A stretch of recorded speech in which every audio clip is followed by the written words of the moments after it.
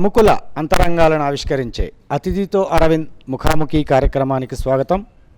ఈ వారం అతిథి తెలుగుదేశం పార్టీ వైద్య విభాగం జిల్లా అధ్యక్షులు డాక్టర్ రాళ్లపల్లి సుధారాణి గారు.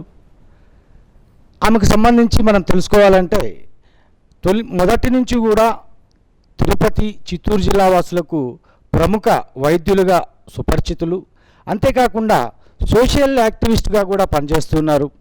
2 ఏళ్ల కిందటి నుంచి ఆమె తెలుగుదేశం పార్టీ నుంచి రాజకీయ ప్రవేశం చేశారు. ఈ రాజకీయ ప్రవేశం తర్వాత త్వరలో తిరుపతి కార్పొరేషన్కు ఎన్నికలు జరగబోతున్నాయి. ఈ పరిస్థితుల్లో ఆమె నుంచి కొన్ని అభిప్రాయాలు మనం తెలుసుకోబోతున్నాం. ముందుగా మేడం నమస్కారం. మేడం మీది నాకు తెలిసినంత వరకు కొంత స్వాతంత్ర సమరయోధుల కుటుంబం నుంచి వచ్చినటువంటి మనిషి. మీరు రాజకీయాలతో కూడా కొంత బ్యాక్గ్రౌండ్ ఉంది. కాకపోతే డైరెక్ట్ పాలిటిక్స్లోకి రావడం 2014 అని అనుకుంటున్నాను. మీకు ఈ రాజకీయాల్లోకి ప్రేరణ ఏంటి? పాలిటిక్స్లోకి వైద్యులుగా ఉంటూ పాలిటిక్స్లోకి రావడానికి మీకు ప్రేరణ ఏంటి? నమస్కారం అండి. ఫస్ట్ ఆఫ్ ఆల్ మీరు అన్నట్లు తాతగారు ఎల్లప్ప నాయుడు అని ఆయన he was a freedom fighter. So తాతగారు ఎప్పుడు కూడా ఇంటి నిండా కూడా అందరూ ఏదైనా సమస్యలతో వస్తూ ఉంటే వాళ్ళ సమస్యలు తీరుస్తూ మోస్ట్ ఆఫ్ ద టైం, అంటే మా అమ్మ పుట్టినప్పుడు కూడా ఆయన అప్పుడు జైల్లో ఉన్నారండి. అప్పుడు ఫ్రీడమ్ ఫైట్ అప్పుడు కొంత ఆయన ఇన్ఫ్లుయెన్స్ కూడా ఉందనే చెప్పాలి. అంటే ఎక్కువగా సొసైటీ గురించి ఆలోచించేవారు. అండ్ తర్వాత నాన్నగారు మెయిన్గా ఆయన he was the Richter and Raghava Naidu గారు కాలేజ్ కమిటీ చైర్మన్. నాన్నగారు కూడా ఎప్పుడు ఆయన లైఫ్ అంతా కూడా స్టూడెంట్స్కే డెడికేట్ చేశారు ఆల్మోస్ట్ ఆయన. సో ఎప్పుడు కూడా సింప్లిసిటీ, అంటే ఆయన ఉన్న దాంట్లో హ్యాపీగా ఉందాం, బట్ నలుగురికి సహాయం చేయాలనే మనస్తత్వం ఉన్న ఆయన. సో నన్ను కానీ అన్నను కానీ డాక్టర్స్ చేయడంలోనే ఆయన ఉద్దేశం ఏమంటే we have to help to the society అనేది ఆయన బేసిక్ ఫిలాసఫీ. తర్వాత ఇంకా డాక్టర్ సుకుమార్ గారు, సో ఆయన కూడా నేను వివాహం చేసుకున్న ఉద్దేశం కూడా ఇతరులకు ఎక్కువగా కూడా ఆయన హెల్ప్ చేస్తూ ఉండేవారు. సో ఈ విధంగా అందరు ముఖ్యమైన వ్యక్తుల ప్రభావం నా మీద ఉన్నిందండి. అండ్ డాక్టర్గా నాకు Navjivan eye hospital, that was my first entry. MS తర్వాత తిరుపతిలో, సో అది చార్టీ ఐ హాస్పిటల్. సో 5 years నేను డైరెక్టర్గా ఉన్నానండి. అప్పుడు I think more than 5,000 free IOL surgeries చేశాను నేను. సో ఈ సర్వీస్ అనేది నాలో అప్పుడే నాకు ఐ గాట్ దట్ యాంబిషన్ అనొచ్చు, లేదు ఇన్స్పిరేషన్. సో సర్జరీ చేసుకొని వెళ్ళే వాళ్ళు, స్పెషల్లీ ఓల్డ్ ఏజ్ పీపుల్, వాళ్ళందరూ కూడా బ్లెస్ చేసేవాళ్ళు. అప్పుడు యాక్చువల్లీ మాకు అప్పుడు పిల్లలు లేరు యాక్చువల్గా. సో వాళ్ళందరూ కూడా మీకు అంటే మేబీ వాళ్ళ బ్లెస్సింగ్స్ ఏమో we got a son. So everything settle later on. So అప్పుడు నాకు లేటర్ ఆన్ తర్వాత నేను మా వారు కలిసి కూడా మా ఓన్ హాస్పిటల్ పెట్టినప్పుడు బేసిక్గా సర్వీస్ మోటివ్ అనేది అలా కంటిన్యూ అవుతూ వచ్చిందండి. సో మోర్ దాన్ మనీ అది చాలా హ్యాపీనెస్ ఇచ్చేది. ఈ నేపథ్యంలో సమైకాంధ్ర అనేది ఐ థింక్ చాలా change in my life. Samaikyandhra ఉద్యమంలో కూడా బాగా చురుగ్గా పార్టిసిపేషన్ ఉన్నది. సో అది అనుకోకుండా నన్ను జేఏసీ చేశారు, కన్వీనర్ చేశారు, and I involve whole heartedly and seriously. So ఆ 3.5 నెలలు అలా రోడ్డు మీద టెంట్ వేసుకొని, బట్ అప్పుడు నాకు రియల్ ప్రపంచం అంటే ఏంటో కూడా తెలిసిందండి. సో అన్ని sections of people I got an opportunity. So ప్రతి ఒక్కరిలోనూ ఏదో ఒక ప్రాబ్లం, ఏదో ఒక బాధ. స్పెషలీ ఆ టైంలో నాకు అంటే మన ఇంతకాలం మన చదువు, మన ప్రాక్టీసు, మన ప్రపంచం అంటూ ఉన్నాం 4 గోడల మధ్య. సో చాలామంది బాధపడుతున్నది ఏమంటే ఆ టైంలో even politicians never responded. So అప్పుడు చాలా బాధ వేసేది. ఆ బాధలో నుంచి ఆవేశం కూడా వచ్చేదండి. మనందరం చదువుకున్న వాళ్ళం ఇలా ఎవరికి వాళ్ళు క్వైట్గా ఉన్నదానివల్లే కదా వీళ్ళు అడ్వాంటేజ్ తీసుకుంటున్నారు అనేది strong ambition has arisen at that time. And అన్నిటికి మించి నాకు మొదటి నుంచి కూడా చంద్రబాబు నాయుడు గారి మీద ఒక అడ్మిరేషన్ అండి. It's a sort of hero worship. ఎందుకంటే నేను 7th క్లాస్లో ఉన్నప్పుడు అండి, రెడ్ బిల్డింగ్స్లో మేము ఉండేవాళ్ళం. మన సీఎం సార్ అప్పుడు స్టూడెంట్ లీడర్ అనుకుంటాను, అంటే నాకు వేగ్గా గుర్తుంది. సో నాన్నగారితో వాళ్ళ స్టూడెంట్స్ అంతా కలిసి వచ్చినప్పుడు I remember him as a tall person and with ఒక హీరో లీడర్షిప్ క్వాలిటీస్తో ఉండేవారు ఆయన. సో తెలియకుండానే అట్లా నాన్నగారు కూడా చాలా అభిమానించేవాళ్ళు. ప్రతిదానికి కూడా ఆయన దగ్గర వెళ్ళి వాళ్ళ అడ్వైసెస్ తీసుకునేవాళ్ళు. అంటే ఒక పొలిటికల్ అనే కాదు, ఒక మంచి వ్యక్తిత్వం ఉన్న మనిషిగా ఆయన మా మీద మీరు చంద్రబాబు నాయుడు గారు స్టూడెంట్గా ఉన్నప్పుడే మీరు ఆయన స్టూడెంట్ లీడర్గా ఉన్నప్పుడే మీకు ఆయన ఇన్స్పిరేషన్ అంటారా? ఖచ్చితంగా అండి, నో డౌట్ ఇన్ దట్. కాకపోతే ఎప్పుడు ఇట్లా పొలిటికల్గాని కాదు, ఒక మంచి ఆదర్శ భావాలు ఉన్న సమాజానికి ఏదో చెయ్యాలి అని తపన పడుతున్న వ్యక్తిగా నా మనసులో అదొక ముద్ర ఉండేది ఫ్రమ్ చైల్డ్హుడ్. సో ఎప్పుడైతే ఈ సమైక ఆంధ్ర ఇవన్నీ వచ్చినప్పుడు చాలామంది ఎడ్యుకేటెడ్ అండి, ఆనెస్ట్గా చెప్తున్నాను, వాళ్ళందరూ కూడా షేర్ చేసుకునేవాళ్ళు. సో మేబీ నేను ఈ సోషల్ యాక్టివిటీస్ ఎక్కువ చేస్తున్న దానివల్ల కూడా డిఫరెంట్ యాంగిల్స్ ఆఫ్ పీపుల్తో పరిచయం ఉండేది. అన్నిటికన్నా మహిళలండి. సో వాళ్ళు రకరకాల సమస్యలు, సో వాళ్ళవి చేయడానికి నా చేతిలో ఐ నీడ్ సమ్ పవర్ అనిపించేది ఒక్కొక్కసారి. అటువంటి సిచ్యువేషన్స్ చాలా వచ్చాయి. సో ఆ టైంలో నాకు తెలియకుండానే రాజకీయాలనే ఒక better platform, you have to do something else. మనిషిగా కావచ్చు, ఏదైనా కావచ్చు, భగవంతుడు నాకు డాక్టర్గా, డెఫినెట్లీ డాక్టర్గా కూడా ఎంతో సర్వీస్ చేస్తున్నాం మా సాయిసుధా మల్టీ స్పెషాలిటీ ద్వారా. ఇంకా ఏదో చేయాలి అంటే మన చేతిలో కొంత పవర్ కానీ ఏదైనా ఉంటే ఎక్కువ మందికి మనం సహాయపడగలం.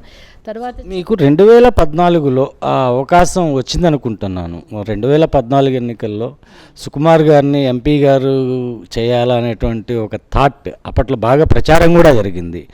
ఈవెన్ తెలుగుదేశం పార్టీ కావచ్చు, బీజేపీ కావచ్చు, ఏ రెండు పార్టీల తరపునైనా ఆయన అభ్యర్థి అవుతారనేటువంటి చాలా ప్రచారం జరిగింది. బట్ అది ఎందుకు మళ్ళా వెనక్కి వెళ్ళిపోయింది? ఆనెస్ట్గా చెప్పాలంటేనండి, అప్పుడు స్ట్రాంగ్గా థాట్ అయితే వచ్చిందండి from all side, specially doctor Sukumar విషయంలో వచ్చింది. అంటే రెండండి, all of a sudden we are not prepared. అన్నిటికన్నా ముఖ్యం, చిన్నప్పటి నుంచి అదే ఇందాక చెప్పాను కదండి, మాకు తెలిసిన రాజకీయ నాయకుడు అంటే చంద్రబాబు నాయుడు గారండి. సో ఆయన అడ్వైస్ తీసుకొని ప్రొసీడ్ అవ్వాలి అని అనుకోవడము అప్పుడు కొంచెం బెరుకుతనం. So both of us we are still only doctors. So అట్లా ఆలోచనలో మనం ఏమన్నా వన్స్ ఆఫ్ ఆల్ ఈ ఫీల్డ్ మనకి ఇంత హ్యాపీనెస్ ఇచ్చింది, ఇంత మంచి పేరు ఇచ్చింది, దీని వదిలి ఇది డిఫరెంట్ ఫీల్డ్ ఎలా ఉంటుందో అని ఒక మీమాంస. ఈ టైంలోనే కొంచెం వీ డిలేడ్ ద థింగ్స్ అండి, ఆనెస్ట్లీ స్పీకింగ్. అండ్ అన్నిటికన్నా important, we want to be with Chandrababu Naidu గారండి. That's the main. అంటే అప్పుడు బీజేపీకి ఇవ్వడం వల్ల మీరు వెనక్కి వెళ్ళిపోయారనుకోవచ్చునా? అలా అని కాదండి, అది ఇప్పుడు I don't think it's so necessary now. But ఖచ్చితంగా తెలుగుదేశం కన్నా కూడా అండి మనకు బాబు గారి అభిప్రాయంతో పోవాలనుకున్నామండి. అప్పుడు మాకు ఇట్స్ ఎలా చెప్పాలంటే మేమిద్దరం కూడా దానికి ప్రిపేర్డ్గా లేమండి. సార్ని కలిసి అంతా డిస్కస్ చేసే లోపల చాలా టైం ల్యాప్స్ అయింది. We thought okay. వెంకయ్యనాయుడు గారితో కూడా డిస్కషన్స్ జరిగాయి అనేటువంటిది కూడా ఒక ఇది ఉంది. వెంకయ్యనాయుడు గారు కూడానండి, ఆయన ముందు కూడా మనకు పరిచయము, and he's also our well wisher. So sir కూడా ఇదే మనం చెప్పాం. సో మనకు ఉన్న మొదటి నుంచి కూడా మాకు కూడా ఒక గాడ్ ఫాదర్ లాంటి వారండి. బాబు గారు ఎలా చెప్తే అలా పోతామని చెప్పాము.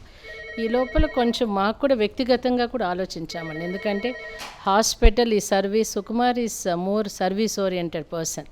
సో ఆయన ఎక్కువ కూడా ఆయన ప్రొఫెషన్ని చాలా లైక్ చేసేవాళ్ళు. So all of a sudden దీని నుంచి దీనికి షిఫ్ట్ అవ్వడం అన్నది కూడా కొంచెం డైలమాలో ఉన్నామండి. అది సో కొంచెం అప్పుడు ఒక సార్ట్ ఆఫ్ వేవరింగ్, ఆ టైంలో కాస్త important period has gone back. పోతే మీరు ఎక్కువగా ప్రచారాన్ని కోరుకుంటారు, డాక్టర్ సుధారాణి ఎక్కువ ప్రచారాన్ని కోరుకుంటారు, పబ్లిసిటీ పిచ్చి అని అంటారు. అది ఎంతవరకు నిజం అనుకో, మీ దృష్టిలో మీ అభిప్రాయం ఏంటి దానిపైన? నేను ప్రచారం కోరుకున్నాను, పబ్లిసిటీ అనేది అది ఆ క్వశ్చన్లో మీకే అర్థమవుతుందండి. ఒక్క విషయం అండి, definitely media has got important role in my life. నేను అది ఎన్నోసార్లు కూడా ఆనెస్ట్గా చెప్తానండి. ఎందుకంటే నాకు డాక్టర్ని చేసింది మా ఫాదర్ అయితే, మీడియా చాలాసార్లు నేను చేసిన ప్రతి సోషల్ సర్వీస్ యాక్టివిటీని చాలా ఎంకరేజ్ చేసింది. అప్పుడు రాజకీయాలు మాకు అవసరం కూడా లేదు కదండి. సో 1996 నేను నవజీవన్లో ఉన్నప్పుడు ఆ రోజుల్లోనే ఎన్నోసార్లు మోస్ట్ పాపులర్ టీవీస్ కానీ న్యూస్ పేపర్స్ కానీ they use to publish items. ఎందుకంటే మేము ఆ రోజుల్లోనే ఇట్ వాస్ ఎ రికార్డ్ అని ఫ్రీ IOL సర్జరీస్ చేసింది. సో ఒక సమాజానికి మంచి చేసే వాళ్ళని ఎప్పుడు కూడా మీడియా ప్రొజెక్ట్ చేస్తుందని నా నమ్మకం. That's all I can say about that. అంతేగాని మీ అంతటా మీరు కోరుకోవడం లేదు అంటారు, మీడియా ప్రొజెక్ట్ చేస్తుంది. మీడియా ప్రొజెక్ట్ అని కూడా చెప్పనండి, మీడియా అనేది ఎప్పుడు వాస్తవాలు చెప్తుందండి. సో వాళ్ళ మనసాక్షి ప్రకారం నలుగురికి మంచి జరుగుతూ ఉన్నప్పుడు దాన్ని చూసి కొంతమంది ఇన్స్పైర్ అయ్యి సమాజానికి మరింత మంచి జరుగుతున్న ఉద్దేశంతో దాన్ని దే వాళ్ళ చెప్పాలండి దాన్ని ఎక్కువగా కొంచెం మీరు అన్నట్లు ఎక్కువ అని చెప్పనండి, ఉన్నదే వాళ్ళు కొంచెము ఏ విధమైన దానికి ఎవరు ఇన్ఫ్లుయెన్స్ చేయాల్సిన అవసరం లేదండి. If something is good, media is for good, that's all. మీరు చేసే కార్యక్రమాన్ని మాత్రమే మీడియా ప్రొజెక్ట్ చేస్తుందంటారా? నేను చేసే దాంట్లో మంచి ఉంటే దాన్ని it might be projecting, that's all. ఇప్పుడు మీరు 2 years మీరు వైద్య వృత్తి నుంచి డైరెక్ట్ పాలిటిక్స్లోకి వచ్చారు. డైరెక్ట్ పాలిటిక్స్లోకి వచ్చిన తర్వాత మీ ఈ 2 years ఎక్స్పీరియన్సెస్ ఏంటి? ఎట్లా అనిపిస్తుంది? రాజకీయాలకి కామన్గా ఇక్కడ ఒడిదుడుకులు ఉంటాయి, డిఫరెంట్ ఎక్స్పీరియన్సెస్ ఉంటాయి. ఈ తెలుగుదేశం పార్టీలో ఈ 2 ఏళ్లలో మీ ఎక్స్పీరియన్స్ ఏంటి? ఇక్కడ సంతృప్తి దొరుకుతుందా మీకు? సంతృప్తి అంటేనండి, ఫస్ట్ ఆఫ్ ఆల్ మనం ఎందుకని రాజకీయాల వైపు అడుగులేస్తున్నాం అనేది మనకు ఒక క్లారిటీ ఉండాలండి. నేనైతే ఒక డాక్టర్గా ఖచ్చితంగా I'm happy and I'm settle. నేను పుట్టిన ఊరు తిరుపతి అండి, చదివింది Tirupati, everything. So after my marriage settle అయిన తిరుపతి. ప్రతిరోజు వెంకటేశ్వర స్వామి మూనామాలు చూసి కానీ నేను నిద్రపోనండి. సో అటువంటి తిరుపతికి నేను ఏదైనా చేయాలంటే ఖచ్చితంగా రాజకీయాలే ది నెక్స్ట్ ఫీల్డ్. సంతృప్తి అంటేనండి, ఇక్కడ మెయిన్గా మనము ఈ ఫీల్డ్లో ఎంటర్ అయింది తెలుగుదేశం ద్వారా.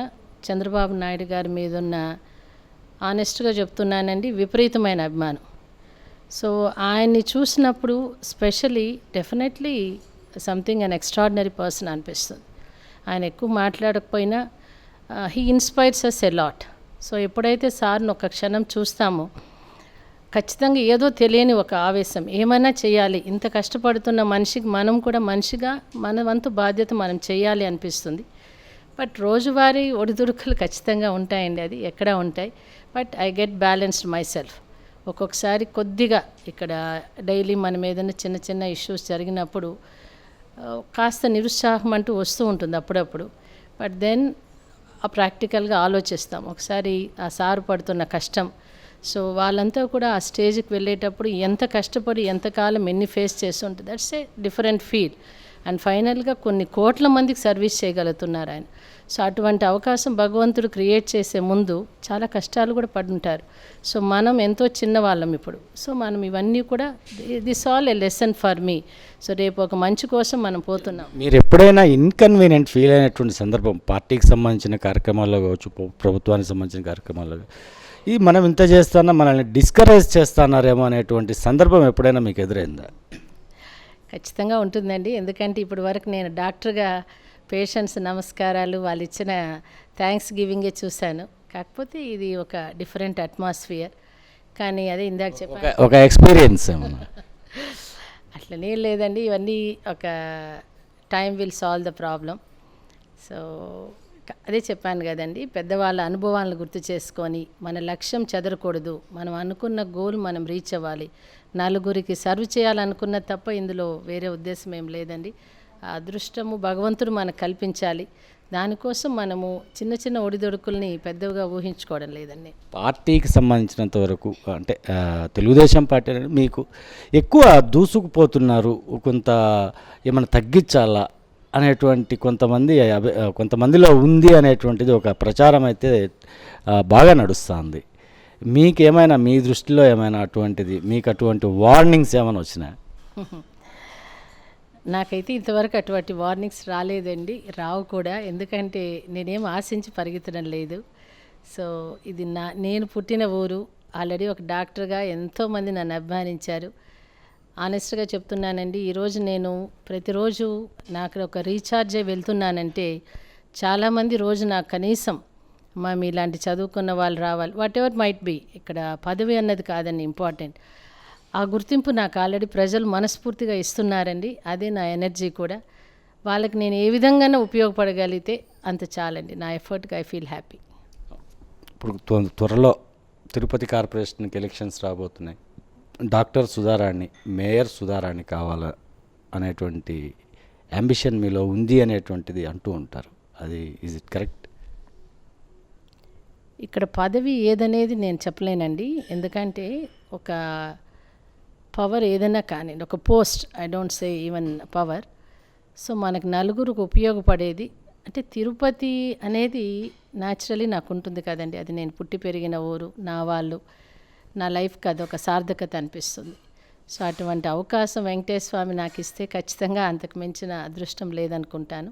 కానీ ఏదైనా మన గౌరవనీయులైన చంద్రబాబు నాయుడు గారి ఇష్ట ప్రకారం నడుచుకునే వాళ్ళమండి మేము. సో మేమంతా ఆయనకి ఒక చిన్న పిల్లల్లాగా. So whatever instruction he gives will follow that. మీరు ఎప్పుడైనా అడిగారా చంద్రబాబు నాయుడు గారిని నాకు అవకాశం ఇవ్వండి అని? నేను ఒక్కసారి ఒకే మాట చెప్పానండి. అది కూడా ఒక సభలో, సార్ తిరుపతికి ఏదైనా సర్వ్ చేసే ఆపర్చునిటీ మీ లీడర్షిప్లో మాకు ఎప్పుడన్నా ఇవ్వగలిగితే మాకు అంతే చాలు sir. But it's your decision finally, we're your people. So ఆయన సైన్యంలో మేము సైనికులం అండి. That's all I can say. అంటే ఈ మేయర్ అనేటువంటిది చాలా అంటే మేయర్కు సంబంధించినటువంటి క్యాండిడేట్స్ ఖచ్చితంగా తిరుపతి మహిళలకే రాబోతుంది అనేటువంటిది ఒకటి ఉంది. అయితే అది బీసీ మహిళ అవుతుందా, జనరల్ మహిళ అవుతుందా అనేటువంటిది ఒక సందేహం. అది దాంట్లోనే మనకి ఇంకా ఒక క్లారిటీ రావాల్సింది. బట్ మీ దృష్టిలో మీకున్నటువంటి పార్టీ వైపు నుంచి కానీ ప్రభుత్వం వైపు నుంచి కానీ మీకు ఏది జనరల్కి ఇచ్చే అవకాశాలు ఉన్నాయని కానీ లేకపోతే బీసీలకి ఇచ్చే మహిళలకు ఇస్తారనేటువంటిది కానీ ఏమైనా మీ దృష్టిలో ఏదైనా క్లారిటీ ఏమైనా ఉందా? లేదండి, ఆ విషయంగా మటుకు నా దాకా ఇంతవరకు ఏ విషయం కూడా రాలేదండి. అది టోటలీ పార్టీ డెసిషన్. అది సీఎం గారు కావచ్చు, పార్టీ హైకమాండ్ కావచ్చు, వాళ్ళు ఎట్లా డిసైడ్ చేస్తే అట్లా అందరం కూడా వెళ్ళాల్సింది. రేపు ఖచ్చితంగా మీరు ప్రిపేర్ అవుతున్నారా? ఎలక్షన్స్కి కంటెస్ట్లో ఉండడానికి మీరు ప్రిపేర్ అవుతున్నారా? కంటెస్ట్ అంటేనండి చంద్రబాబు నాయుడు గారు ఏది చెప్తే అది ఫాలో అవుతామండి. ఆయన కంటెస్ట్ చేయమని మనకు పలానా బాధ్యత అప్పగిస్తే మనం ఖచ్చితంగా చేయాల్సింది. బట్ ఇప్పటికి నా ఏం ఎప్పటికీ కూడా ఒకటేనండి, ప్రజల్లో ఉండడం. సో నాకు వీలైనది వాళ్ళకి చేయగలడం. సో అది కాలమే దాన్ని ఏ విధంగా తీసుకెళ్తుందో దానికోసం. ఇంతకు ముందు కూడా మీరు అన్నారు సోషల్ యాక్టివిస్ట్గా మనం సొంతంగా చేసేటువంటి సర్వీస్కిను ఒక పొలిటికల్ ప్లాట్ఫామ్ మీద నుంచి ఒక పదవిలో ఉంటూ చేసేటువంటి దీనికి చాలా తేడా ఉంటుంది. ఎక్కువ చేయగలిగే అవకాశం కూడా ఇక్కడ మనకు దొరుకుతుంది అనండి. సో అటువంటి సందర్భంలో ఈ అవకాశాన్ని మీరు అడిగే పరిస్థితి లేదంటారా? మీరంతటా మీరుగా నాకు ఈ అవకాశం ఇస్తే నేను ఇంకా బాగా చేస్తాను. ఖచ్చితంగా అండి. అంటే ఆల్రెడీ సీఎం సార్ కానీ అందరికీ కూడా అంటే ఇది పార్టీకి మనము పార్టీ విధేయులం అండి. సో ఏ డెసిషన్ పార్టీ ఇస్తే we had to go by that. So మనకు ఖచ్చితంగా సర్వీస్ చేయాలని మనస్ఫూర్తిగా అనుకుని ఈ ఫీల్డ్లో అడుగు పెట్టాము. అది ఏ విధమైన సర్వీస్ చేయమని వాళ్ళు మనకున్న అవకాశం బట్టి, అప్పుడున్న సందర్భం బట్టి what ever instruction I get I have to follow. ఇప్పుడు ఇంకొకటి, ఇక్కడ పార్టీ ఎన్నికలకు సిద్ధమవుతున్నటువంటి పరిస్థితుల్లో పార్టీలో కూడా కొంత డిస్టర్బెన్సెస్ ఉన్నాయి. ఇది డైరెక్ట్గా వైఎస్ఆర్ కాంగ్రెస్ పార్టీ వాళ్ళ ఎన్నికల ప్రచారంలోనే ప్రచారం చేస్తున్నారు. ప్రజెంట్ తెలుగుదేశం పార్టీలో అంతర్గత విభేదాలు ఉన్నాయి, వాళ్ళు ఒకళ్ళ మధ్య ఒకరికి సఖ్యత లేదు అనేటువంటిది వాళ్ళు విస్తృతంగా ప్రచారం చేస్తున్నారు. అది నిజమేనంటారా? ఆ పార్టీ వైఎస్ఆర్ కాంగ్రెస్ పార్టీ చేసేటువంటి ప్రచారం నిజమా, లేకపోతే మీ పార్టీలో నిజంగా అంతర్గత విభేదాలు ఉన్నాయి? ఇది మీ గెలుపు, మీ విజయావకాశాలకు ఎటువంటి ఇబ్బంది కలిగించదా? తెలుగుదేశం పార్టీ అనేది ఒక ఉమ్మడి కుటుంబం లాగండి. చిన్న చిన్న విషయాలు ప్రతి చోట వస్తూ ఉంటాయి. కానీ రేపు ఎలక్షన్లు వచ్చాక సీఎం సార్ కానీ మినిస్టర్స్ పెద్దవారు అందరూ ఉంటారు. సో వాళ్ళందరూ కూర్చొని పలాని వారికి పని చేయండి అంటే అందరూ కూడా కలిసికట్టుగా మనస్ఫూర్తిగా చేస్తారు. ఇవన్నీ చిన్న చిన్న విషయాలండి. దాని అపోజిషన్ కాబట్టి వాళ్ళు అలా దాన్ని పెద్ద చేసి చెప్తూ ఉంటారు, అంతేగాని నథింగ్ సిగ్నిఫికెంట్ అండి. మీ వైపు ఏమీ ఇబ్బంది లేదు అని అంటారు తప్పకుండా.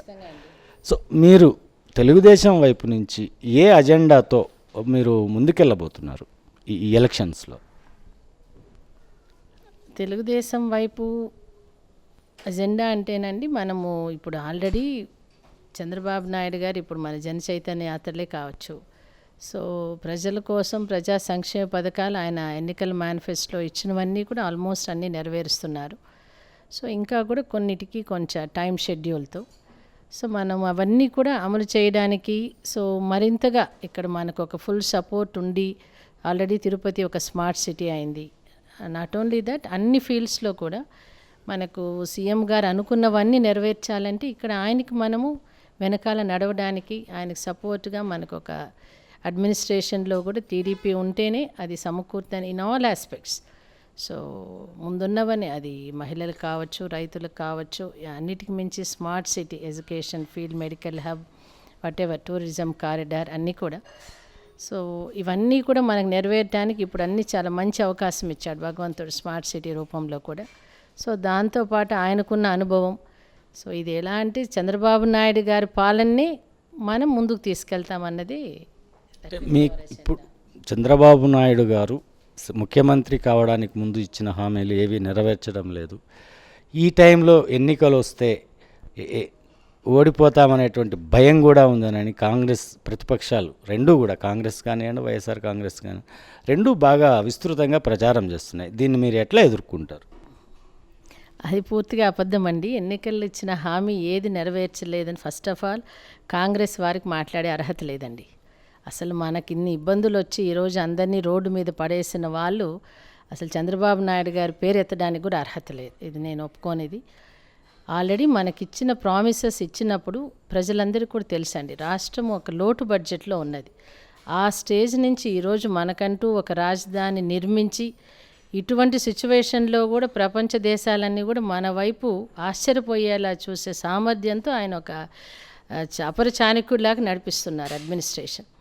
సో దానికి ఊరికే ప్రజల్ని ఇచ్చిన హామీలన్నీ నెరవేర్చలేదు కాబట్టి వాళ్ళలో భయం ఉంది, ఎన్నికలకు పోవడానికి కూడా భయం ఉంది అనేటువంటిది వాళ్ళ ఆరోపణ.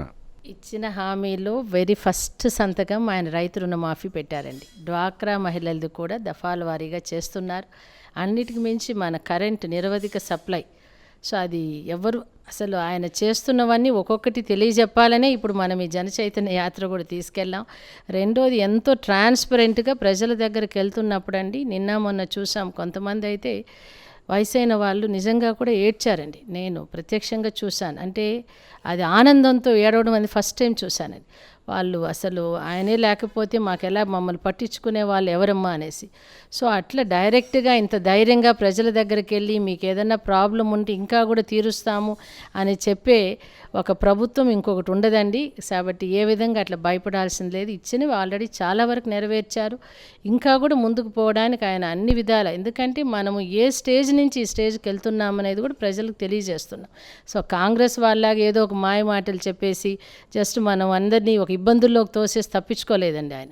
సో మనం ధైర్యంగా మన పరిస్థితి ఇది, ఈ స్థితిలో నుంచి మనం ఈ స్థితికి వెళ్తున్నాం, దీనికి మన అందరి సహకారం కావాలి. ప్లస్ ఆయన ప్రవేశపెట్టినవన్నీ కూడా మీరు అసలు ఆ లబ్ధి పొందండి అని ఇన్ని ఉండంగా చంద్రన్న బీమా ఒకటేమిటండి, అసలు చెప్పాలంటే ఎన్నో ఉన్నాయి. 2 కోట్ల మందికి చంద్రన్న బీమా వర్తింప చేయడం అనేది సామాన్య విషయం కాదు. నాట్ ఓన్లీ ఇన్ దట్, ప్రతిరోజు ఒక విద్యారంగం కావచ్చు,